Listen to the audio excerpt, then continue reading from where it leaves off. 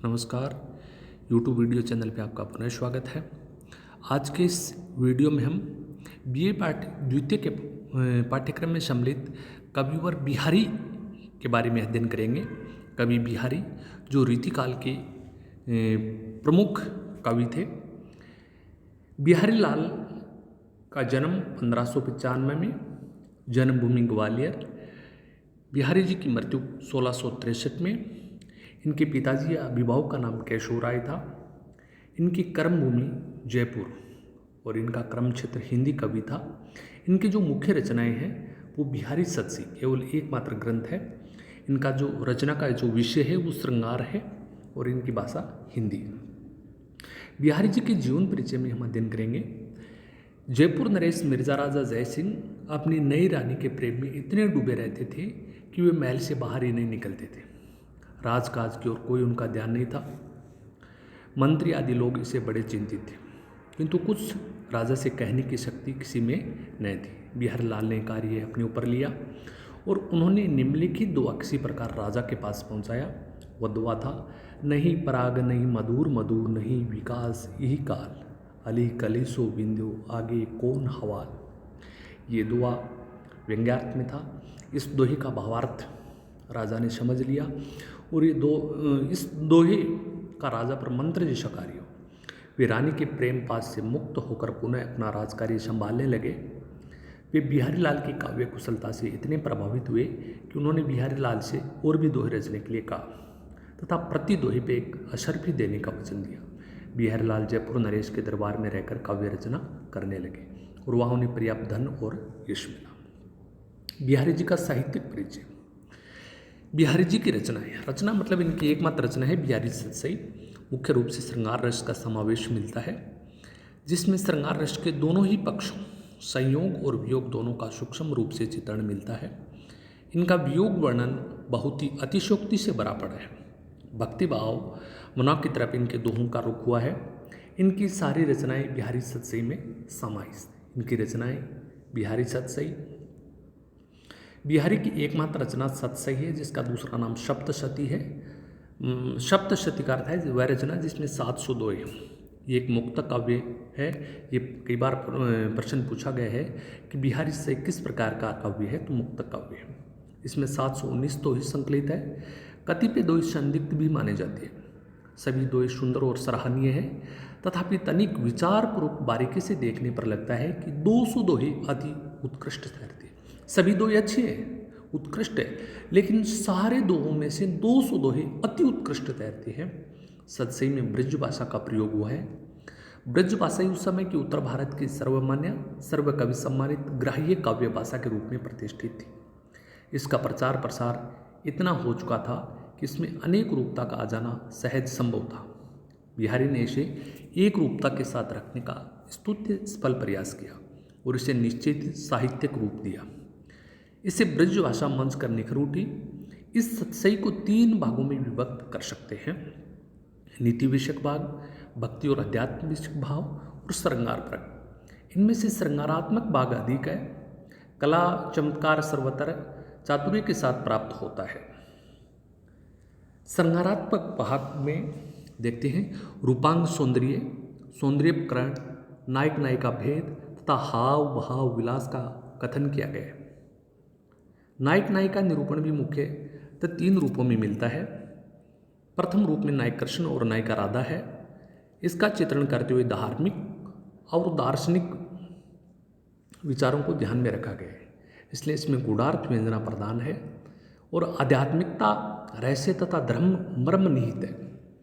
द्वितीय रूप में राधा और कृष्ण का स्पष्ट उल्लेख नहीं किया गया है, किंतु उनके आभास की प्रदीप्ति दी गई है और कल्पनादर्श रूप रोचिर्य रहकर आदर्श चित्र विचरित व्यंजना के साथ प्रस्तुत किए गए। इनमें लौकिक वासना का विलास नहीं मिलता है। और इसका जो तीसरा रूप है उसमें लोक संभव नायक नायिका का स्पष्ट चित्र है। इसमें कल्पना, कला, कौशल और कवि परंपरागत आदर्शों का पुट पूर्ण रूप से प्राप्त होता है। नितांत लौकिक रूप बहुत ही न्यून और बहुत ही कम है। सतसई के मुक्तक दोहों को क्रमबद्ध करने का प्रयास भी किया गया है। 25 प्रकार के क्रम कहे जा सकते हैं। इनमें 14 प्रकार के क्रम देखे गए। शेष जो 11 प्रकार के क्रम है जिन टीकाओं में है वे प्राप्त नहीं है, किंतु कोई निश्चित क्रम नहीं दिया जा सकता। वस्तुतः बात ये जान पड़ती है कि ये दोहे समय समय पर मुक्तक रूप में ही रचे गए, फिर चुन चुन कर एकत्रित कर संकलित कर लिए गए। केवल मंगलाचरणात्मक दोहों के विषय में भी इसी से विचार वैचित्य है। यदि मेरी बहुबाधा हारो, इस दोहे को प्रथम मंगलाचरणात्मक अथवा मंगलाचरणात्मक अर्थात केवल राधोपासक होने का विचार स्पष्ट होता है। दूसरी ओर देखते हैं कि इनका एक दो और है। मूर मुकुट कटिकाच ने इस दोहे को ले तो केवल एक विशेष बानक वाली कृष्ण मूर्ति ही बिहारी का अभिष्टोपास्य मूर्ति ठहरती है। बिहारी मुख्यतः कृष्ण उपासक थे, ये भी स्पष्ट है। सत्सई के देखने से स्पष्ट होता है कि बिहारी के काव्य में रस और अलंकार, चातुर्य, चमत्कार तथा कथन कौशल दोनों ही अनिवार्य और आवश्यक है। उनके दोहों को दो वर्गों में इस प्रकार रख सकते हैं। एक वर्ग में वे दो आएंगे जिनमें रस रोचिर्य का प्राबल्य है, रसात्मकता का विशेष ध्यान रखा गया है। अलंकार चमत्कार इनमें भी है किंतु विशेष प्राधान्य नहीं, वरना इसमें क्या है, रस पृष्ठपोषकता और भाव उत्कर्षता सहायक रूप में है। दूसरे वर्ग में वे दो हैं जिसमें रसात्मकता को विशेषता नहीं दी गई है, वर्ण अलंकार चमत्कार और वचन चातुकारी अथवा कथन कला कौशल को ही प्रधानता दी गई है। विशेष अलंकार को उक्ति वैचित्र्य के साथ सफलता से निभा गया है। इस प्रकार देखते ये जान पड़ता है या मानना पड़ता है कि अलंकार चमत्कार को कहीं नितांत भुलाया नहीं गया। रस को उत्कर्ष देते हुए अलंकार कौशल का अपकर्ष भी नहीं होने दिया गया है। इस प्रकार कहना चाहिए कि बिहारी रसालंकार सिद्ध कवि थे, रस सिद्ध ही नहीं। इनके जो नीति विषयक दोहों में मुख्यतः सरसता रखना कठिन है। उनमें उक्ति औचित्य और वचन वक्रता के साथ चारु चातुर्य चमत्कार ही प्रभाव उत्पादक और ध्यान कर्षण में सहायक होता है। ये बात नीतिपरक दोहों में स्पष्ट रूप से मिलती है। फिर भी बिहारी ने इनमें सरसता का सराहनीय प्रयास किया गया।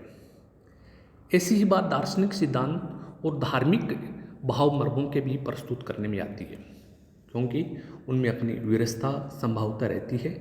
फिर भी बिहारी ने उन्हें सरसता के साथ प्रस्तुत करने में सफलता पाई है। भक्ति के हार्दिक भाव बहुत ही कम दोहों में दिखाई पड़ते हैं।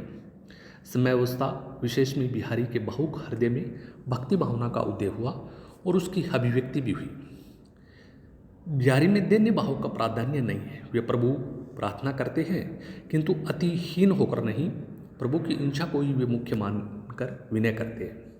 बिहारी ने अपने पूर्ववर्ती जो सिद्ध कविवरों की मुक्तक रचनाएं जैसे आर्य सप्तशती, गाथा सप्तशती और अमरुक शतक आदि से मूल भाव लिए।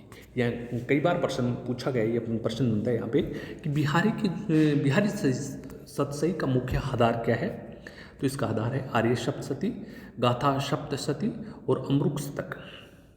कहीं उन भावों को काट छांट कर सुंदर रूप दिया गया है, कहीं कुछ उन्नत भी किया है और कहीं ज्यों का त्यों रखा है। सौंदर्य ये है कि दीर्घ भावों को संक्षिप्त रूप में रम्यता के साथ अपनी छाप छोड़ते हुए रखने का सफल प्रयास किया है।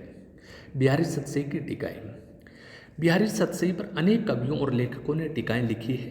कुल 54 टीकाएं मुख्य रूप से प्राप्त हुई है। इनमें से रत्नाकर जी की बिहारी रत्नाकर नामक एक अंतिम टीका है और सर्वश्रेष्ठ टीका मानी जा सकती है। ये सर्वांग सुंदर है। सतसई के अनुवाद भी संस्कृत, उर्दू आदि में हुए हैं। कतिपय कवियों ने सतसई के दोहों को स्पष्ट करते हुए कुंडलियाँ आदि छंदों के द्वारा विशिष्टीकृत किया है। अन्य पूर्वाप्रवर्ती कवियों के साथ भाव साम्य भी प्रकट किया है। कुछ टीकाएं फारसी और संस्कृत में भी लिखी गई है। टीकाकारों ने सतसई के दोहों के क्रम में भी अपने विचार से रखे, साथ ही दोहों की संख्या भी न्यूनाधिक दी है। ये नितांत निश्चित नहीं कि कुल कितने दोहे रचे गए थे। ये संभव है कि जो सतसई में आए वे चुनकर आए कुल दोहे 700 से अधिक रचे गए होंगे। सारे जीवन में बिहारी ने इतने ही दोहे रचे, ये सर्वथा मान्य नहीं ठहरता है। सतसई पर कतिपय आलोचकों ने अपनी आलोचनाएं भी लिखी है। रीति काव्य से ही इनकी आलोचना चलती आ रही। प्रथम कवियों ने सतसई की मार्मिक विशेषता को सांकेतिक रूप से सूचित करते हुए दोहे और छंद लिखे। उर्दू के शायरों ने भी इस प्रकार लिखा है, जैसे सतसैया के दोहरे जो नावक की तीर देखन में छोटे लगे गाँव करे कबीर। इसी प्रकार उर्दू के शायरों ने लिखा है कि बिहारी की बलागत और ब्रज भाषा की शीरीनी हमें तारीफ करने के लिए मजबूर करती है। इस प्रकार की कितनी ही उक्तियाँ प्रचलित है। विस्तृत रूप से सतसई पर आलोचनात्मक पुस्तकें कई लिखी गई है। साथ ही आधुनिक काल में इसकी कई टीकाएँ भी प्रकाशित हुई है। इनकी तुलना विशेष रूप से कविवर देव से की गई है और एक और देव को तो दूसरी ओर बिहारी को बढ़कर सिद्ध करने का प्रयत्न किया गया है। दो पुस्तकें हैं मुख्य रूप से, देव और बिहारी, जो पंडित कृष्ण बिहारी मिश्र की लिखी हुई है। दूसरी पुस्तक है बिहारी और देव, जो लाला भगवान दीन के द्वारा लिखी गई है। रत्नाकर जी के द्वारा संपादित बिहारी रत्नाकर नामक टीका और कविवर बिहारी नामक आलोचनात्मक विवेचन विशेष रूप से अवलोकनीय और प्रामाणिक है। धन्यवाद।